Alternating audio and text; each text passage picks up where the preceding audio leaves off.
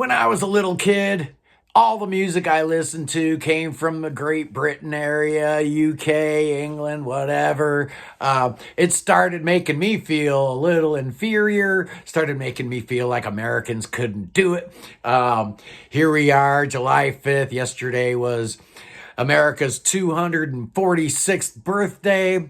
And I remember back in 1976, the bicentennial, where the tall ships sailed into New York Harbor and all the fireworks and everybody making a big deal about it. And it got me thinking as a little kid, there were some great bands. There were some great American bands beyond Yes and Genesis and ELP and all the British stuff I was listening to. I began to start listening to a lot more American bands, a lot more American music as my American pride started bubbling up underneath the surface. And I'm going to rank the 13 greatest American bands to make you feel proud to be an American. And yeah, I know over half of my subscribers are not from the US. So bear with me here. It's that time of the year. At number 13, a band that was formed. Yeah, I'm doing 13 for the 13 original colonies, right? At number 13, formed in London, no less, America. These were three servicemen or the kids of servicemen or whatever. They formed in London. I guess one of them was actually British and the other two were American. You got Dewey Bunnell, Jerry Beckley, and Dan Peake. Yeah, Ventura Highway, Horse with No Name.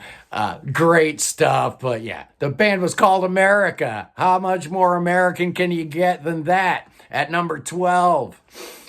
I've been taking a little bit of heat for never mentioning this band and talking about them at all. It's the Doors. What could be more American than Jim Morrison going down the path of self-destruction? Yeah, I love it. I love the Doors. A great band. And as an American, you feel a little bit of pride knowing that that's, made in America stamp all over those great records. At number 11, from Rockford, Illinois, it's Cheap Trick. Yeah, man.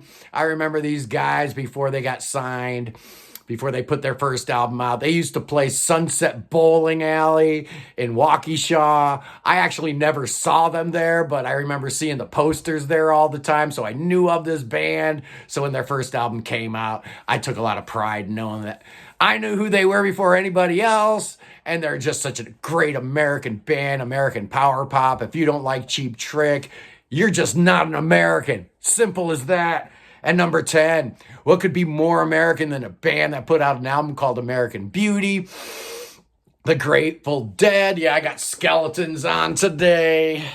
Yeah, that's right. Red, white, and bluegrass. Jerry Garcia was a genius. I'm not a huge Grateful Dead fan, but as a little kid, I loved all that artwork.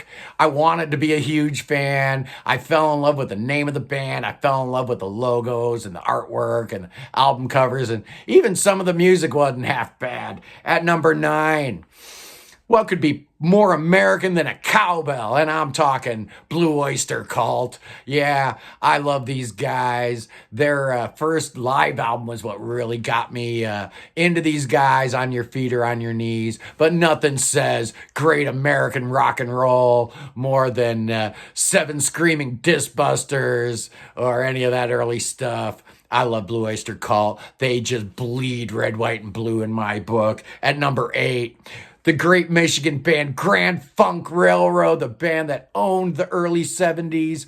People forget how huge this band actually was at the time. Yeah, why are they on this list? Well, they had a hit called We're an American Band. That's why they're on this list. I just love them. Amazing. Their early stuff, just incredible.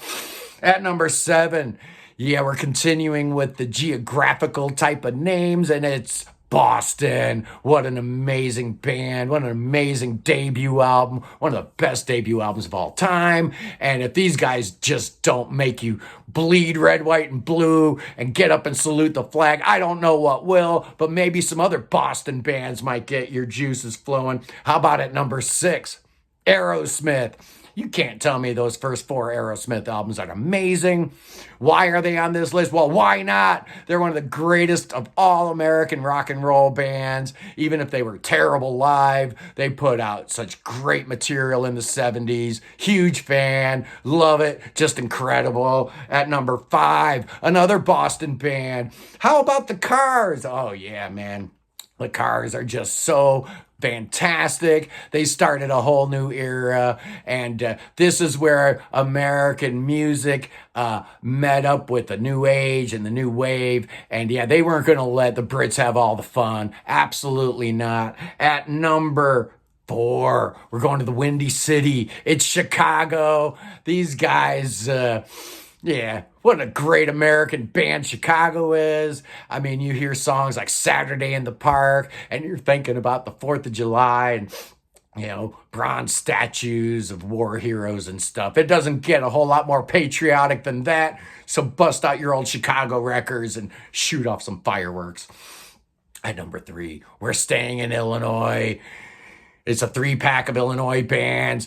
We're going to Styx, and yeah, they're here. Why not? They're a great American band from the Midwest. I include them primarily because that great song, Sweet Madam Blue, where they just sing America like 20 times in a row, and it's just so powerful and moving, and it just makes you want to salute the flag. It's great. At number 2, another trend that people ascribe to the Brits, but it's ours. It's punk rock and the Ramones, the band that started it all.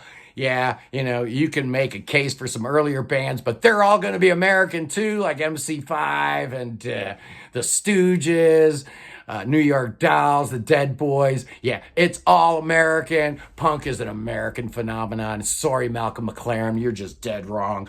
At number 1, the band that makes me so proud to be an American, just makes me want to go to the middle of the country and, plant some weed or something. It's Kansas. Nothing's more American than the Plains, prog that these guys produced.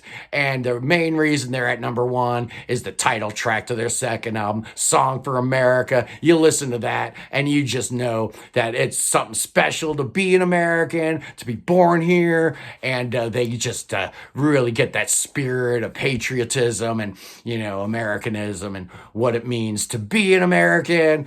Yeah, we are so lucky. We are so fortunate. We are so blessed, those of us who live in free and open societies like the United States, like the United Kingdom, like Germany, France, Canada. We cannot take these liberties. We cannot take these freedoms for granted. There are those among us who want to take them from us, and we must do everything in our power to fight for our rights, our voting rights, etc., etc. We are not going to let neoconservatism or any other type of weird stuff derail us from being who we are. We are not ultra-rightists. We are not ultra-leftists. We are Americans. We live in the middle, man. We're centrists. We've always been there. That's where we're going to be at the end of the day eventually. I know things look really dark and things look really scary right now, but I guarantee you everything's going to be just fine. Why? Because we're Americans, and Americans never fail, baby. That's right. Anyway, I was going to do this yesterday, but I got involved in some other stuff, i.e. laying around doing nothing on the couch all day. But anyway, I'm going to be doing some cool things going forward this week. Look out for a Marillion ranking, worst to first. I'm looking forward to doing that, and some other stuff along the way, some album reviews. Who knows? Who knows what I'll feel like doing as the week progresses. But anyway, I love you guys. We'll see you. Peace.